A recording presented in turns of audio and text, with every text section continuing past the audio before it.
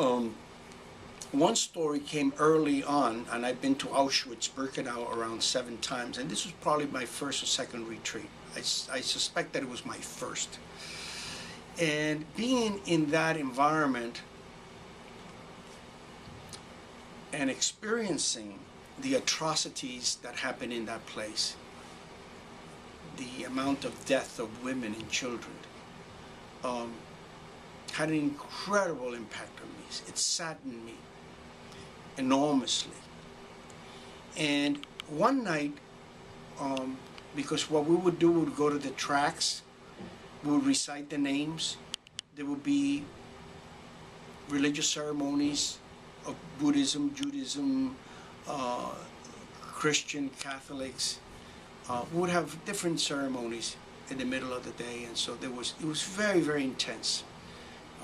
We had previously, before we got to the tracks, going to Krakow, seeing the Holocaust Museum and seeing films. So we were totally submerged in this whole tragedy that happened there. Being the first time, I was really physically almost traumatized. And I came upon where we were staying and having our dinner that night, and I saw people dancing. And it was being led at that point, to the best of my recollection, by Roshi, now, then Sensei, Rabbi Don Singer from Los Angeles. And I was appalled. I mean, I was shocked. I was almost scandalized. How in heaven's name can these people come here to this place, and how could they be dancing? It was almost like offensive, to the degree that at some point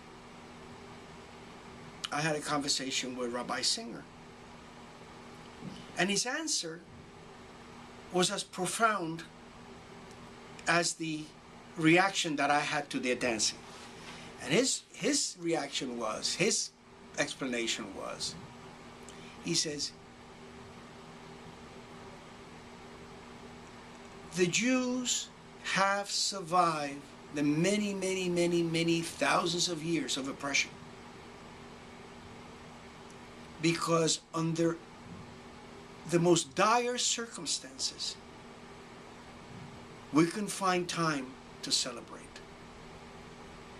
And at first I was shocked, but then very quickly I got it. I got it. That life itself challenges us in many ways, and only to celebrate when only the good things happen it's okay, but it's not the total thing. And it also reminded me of Viktor Frankl's little book, Man's Search for Meaning, where he talks about the survivors of Auschwitz-Birkenau